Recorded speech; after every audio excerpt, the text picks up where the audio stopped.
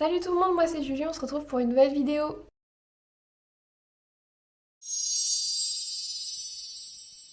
Alors ça fait très longtemps que j'ai pas posté de vidéo et j'en suis désolée, c'est parce que récemment j'ai appris que j'allais devenir professeur de français il y a quelques mois, donc ça m'a occupée pendant quelques mois là, je dois dire que j'ai été assez prise, donc j'ai pas du tout eu le temps de faire de vidéos.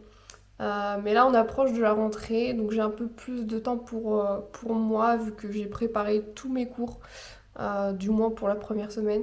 Donc j'ai un peu plus de temps libre et donc bah, je voulais en profiter pour faire cette vidéo d'annonce. Donc tout est dans le titre, on va partir à Disney World l'année prochaine, en août 2026. Faut savoir que je rêve d'aller à Disney World depuis que j'ai 12 ans. J'ai été faire une journée à Magic Kingdom en 2017, mais c'était une seule journée et j'ai pu découvrir qu'un seul parc finalement, alors qu'il y en a 4 parcs à thème plus 2 parcs aquatiques à Disney World. C'est gigantesque. Je pense qu'il faut bien 10 jours pour découvrir une partie de Disney World, donc c'est ce qu'on a fait. On a réservé pour 10 jours en août 2026 avec mon copain. Faut savoir qu'en ce moment, il y a une offre très intéressante si vous voulez y aller en 2026. Donc tout se passe sur le site irlandais de Walt Disney World. En gros, vous avez une offre comme quoi si vous réservez en ce moment, vous gagnez 100 dollars, je crois que c'est passé à 100 dollars maintenant, et vous avez ce qu'on appelle le Quick Meal gratuit, c'est-à-dire que vous avez un repas gratuit par jour, donc un repas plus une boisson dans les restaurants genre fast-food qui s'appellent les quick service. Donc tout ce qui est par exemple Casey Corner chez nous, enfin vous voyez ce genre de les restaurants les moins chers quoi. Et si on réservait avant le 1er juillet, il me semble que c'était la date butoir, on gagnait aussi 200 dollars. Donc je vais vous donner tous les détails de notre réservation. En fait, il faut savoir que ce voyage, donc on va faire New York plus Orlando, on l'a déjà fait en 2017, donc comme je l'ai dit, et on va le refaire du coup en 2026. On a tellement aimé ce voyage avec ma famille qu'on a décidé de le refaire. Sauf que moi et mon copain, on va pas partir découvrir la Floride.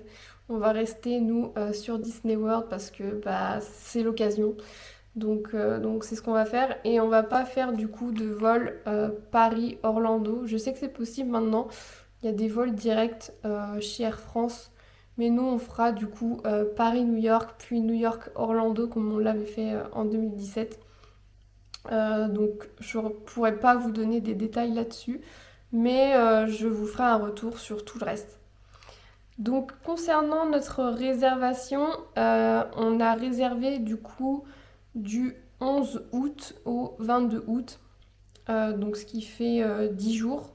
Je pense que c'est pas mal, sachant qu'on a 5 jours avant sur New York, plus 2-3 jours chez Universal aussi. Donc 10 jours, ça va être pas mal. Je pense qu'on en aura déjà pas mal dans les pattes. Donc j'aurais aimé faire plus, genre 14 jours peut-être. Mais 10 jours, c'est déjà trop bien. Du coup, je vais vous donner tous les détails de notre réservation. On a payé pour l'hôtel à 2 932 euros, sachant qu'on a le Memory Maker de gratuit. Euh, les billets, on les a payés presque 600 euros chacun. Donc on a 14 jours de billets. Donc ça peut aller jusqu'au 26 je crois. Et du coup, on a 200 euros en moins, ce qui fait qu'on a payé nos billets, par exemple, genre que 400 euros chacun. Du coup, le service quick service gratuit, un par jour, c'est compris dedans. Donc en tout, ça nous fait 2 918 € pour deux. Je trouve que ça va. Ça aurait pu être moins cher, parce que nous on va sur une période où ça va être très chargé, moins chargé qu'en juillet, parce qu'il faut savoir qu'aux États-Unis ils reprennent les cours, je crois que c'est la deuxième semaine d'août, si je dis pas de bêtises, donc ça risque d'être un petit peu plus calme, mais ça reste une période qui est plus chère, qui est assez chargée l'été.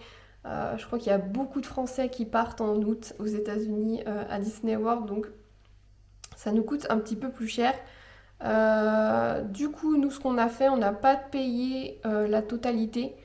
On a payé un acompte de 130 euros.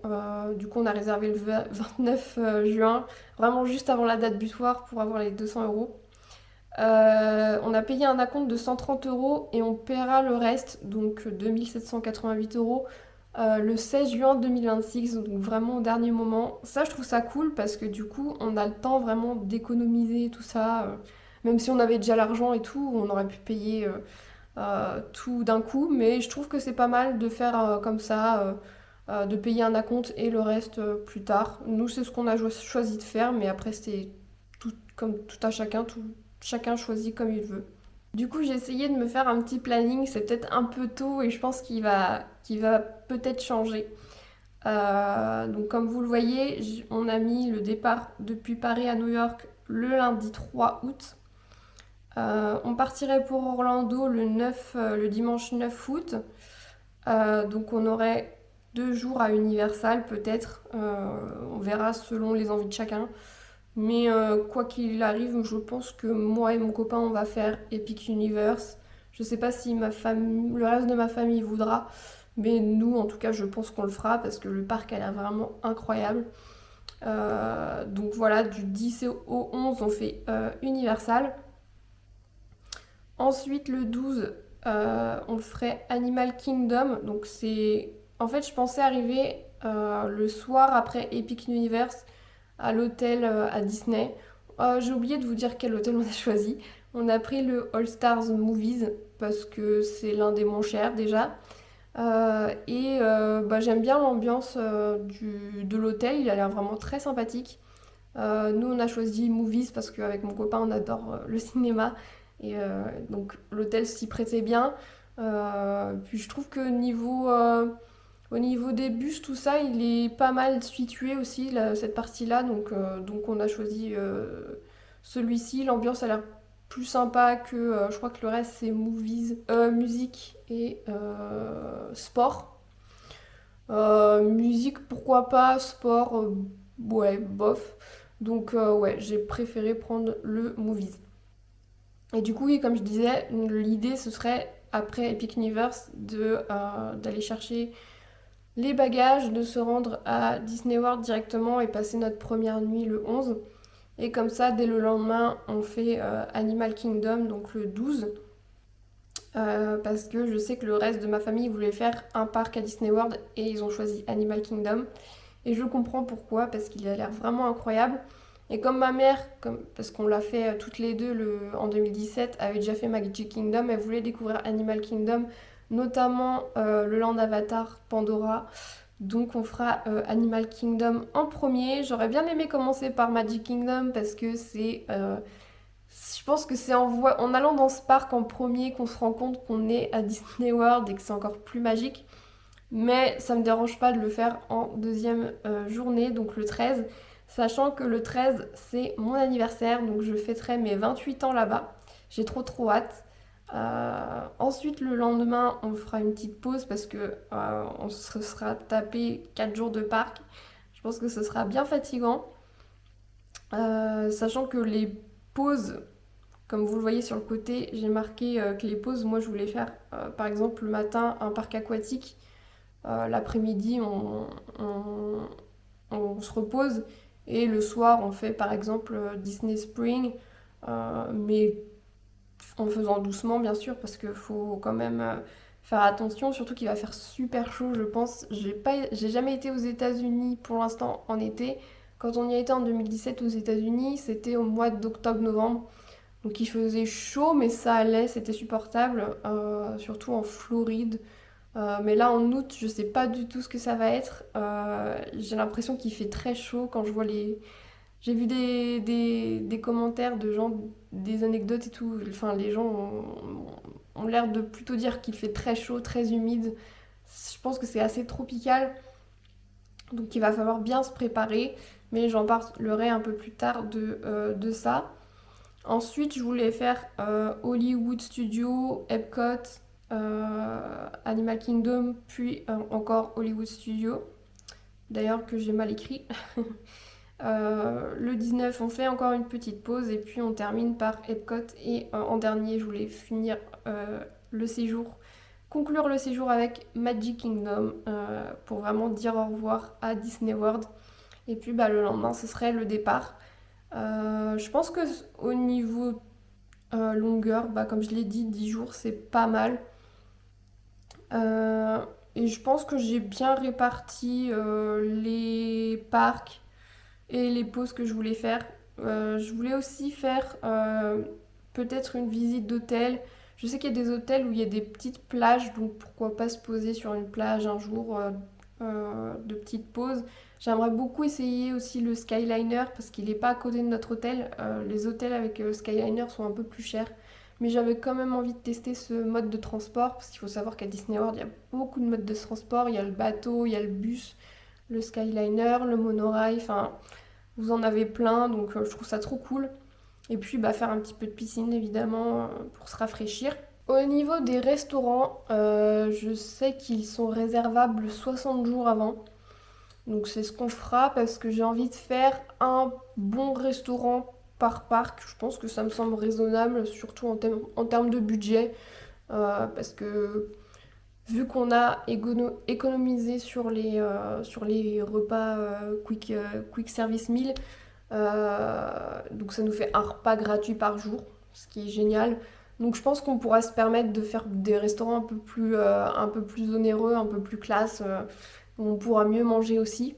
Parce que la bouffe américaine, c'est vrai que des fois, bah, je pense qu'on en aura vite marre, on en aura vite marre à la fin. Donc voilà, je pense on va à Disney World commencer à se faire des bons restos. J'avais envie de faire par exemple le jour de mon anniversaire le restaurant, je crois que ça s'appelle le Cinderella Suite, qui se trouve dans le château de Cendrillon à Magic Kingdom. Ça j'ai très envie de l'essayer. Après je sais pas trop ce qu'on fera en termes de restaurant, mais celui-là pourquoi pas. Je sais aussi qu'il y a le Be Our Guest, donc le restaurant de la Belle et la Bête, mais je l'ai déjà fait en 2017. C'était pas un service à table à cette époque, c'était. Je crois que c'était. Quoique. C'était un service à table, mais je crois qu'ils faisaient pas de repas, dîner. Enfin, ça avait rien à voir, je crois. Non, je crois que c'était la gamme de restaurants. Je crois qu'il est passé à un restaurant un peu plus cher. Nous, il n'était pas comme ça à l'époque. Nous, on avait fait un lunch, donc c'était un petit déj. Je l'avais testé déjà et j'ai vu des commentaires comme quoi la bouffe c'était pas terrible en ce moment, donc je pense pas que je vais y retourner tout de suite, le tester tout de suite celui-là. Donc je préfère essayer un autre restaurant.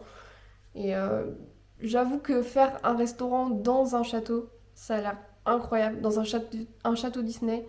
Je pense que ce sera l'occasion. Et puis je pense que les plats me disent un peu plus déjà. Je crois qu'il y a des plats d'inspiration française en plus, donc pourquoi pas. Pour ce qui est des autres restaurants dans les autres parcs, je sais pas du tout. Je pense qu'on fera l'un des restaurants japonais dans le pavillon japonais à Epcot. Parce qu'on aime beaucoup avec mon copain la nourriture japonaise. Donc je pense que ça, c'est ce qu'on fera. Peut-être aussi un restaurant dans le pavillon français parce que je pense que juste remanger de la nourriture, des plats français, ça va trop nous donner envie. Ou au moins une petite crêpe dans la crêperie. Je sais qu'il y a une crêperie dans le pavillon français. Enfin, on verra. Euh, à Hollywood Studio et à Animal Kingdom, je sais pas encore. Je suis en train de regarder un petit peu tout ça. Je sais que j'ai encore le temps, donc je crois qu'on pourra réserver au mois de juin de l'année prochaine. Donc on a encore le temps pour ça, donc je me fais pas de soucis là-dessus. Maintenant, par rapport aux Lightning Lanes, c'est hyper dur à dire. C'est les Fast Pass du coup à Disney World qui sont maintenant payants.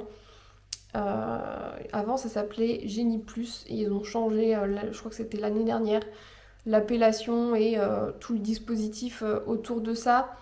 Donc en gros, on a trois types de Lightning Lanes. Donc on a les Lightning Lanes où on en a trois consécutifs à réserver à l'avance par jour, par parc. Et je pense que c'est l'option qu'on va opter.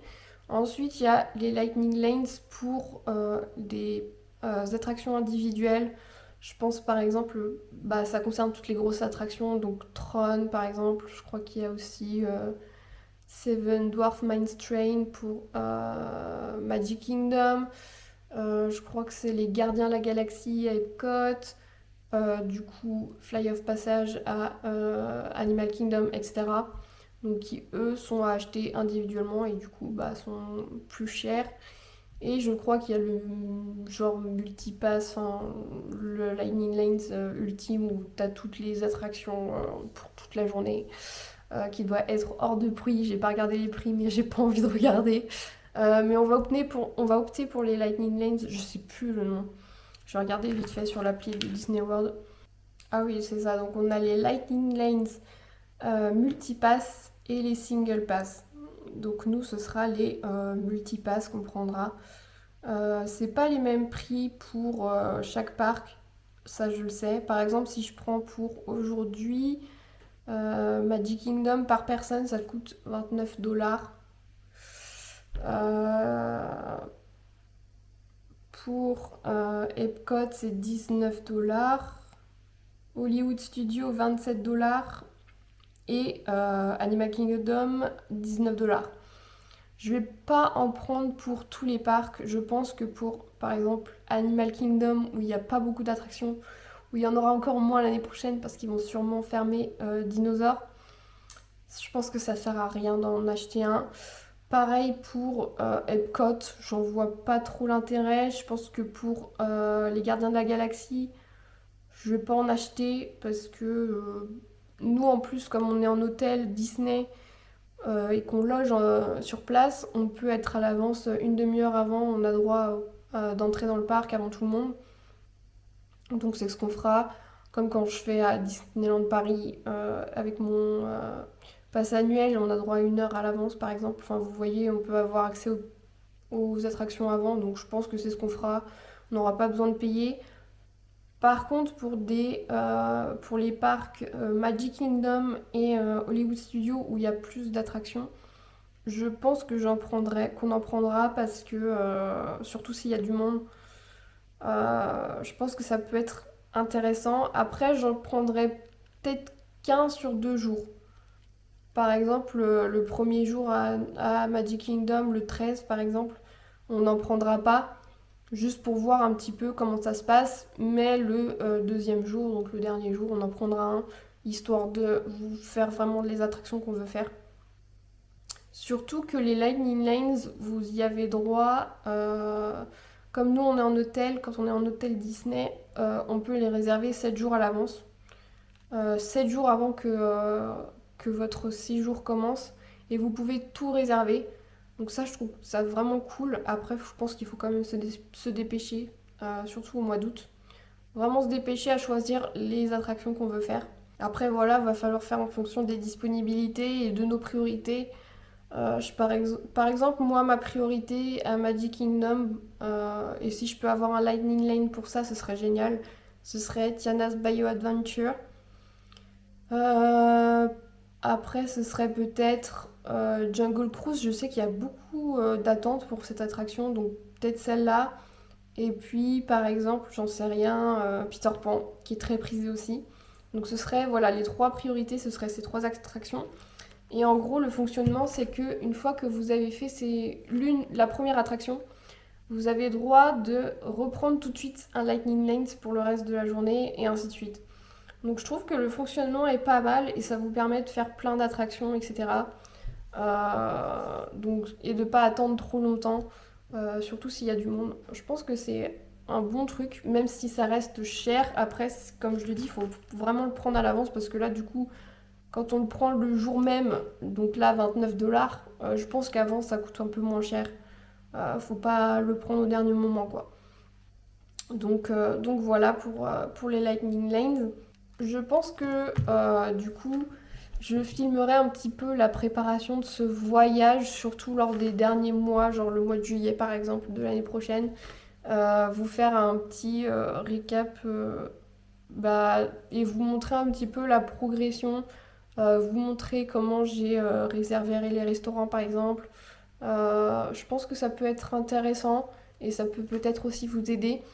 Je vais vous montrer aussi tout ce que j'ai acheté pour ce voyage parce que comme on part à une période où il va faire très chaud, très humide, je pense qu'il faut prendre ses dispositions et acheter plein de choses qui vont nous servir à nous rafraîchir.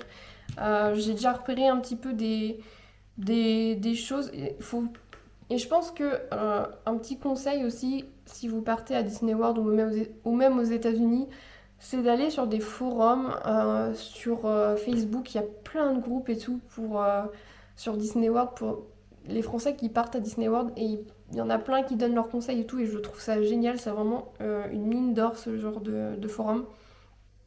J'ai commencé une liste, vous voyez, de choses à acheter pour les États-Unis déjà. Donc il faut que je me rachète par exemple des baskets parce que les miennes commencent à être un peu vieillissantes. Faut que je me rachète des vêtements aussi. J'aimerais m'acheter des choses un peu légères parce que si je suis trop serrée dans mes vêtements, je risque d'avoir chaud, de transpirer facilement. Ouais, des choses un peu plus amples aussi par exemple. Après, il faut savoir aussi que aux États-Unis, surtout à Disney World, j'ai l'impression ils sont des fous de clim.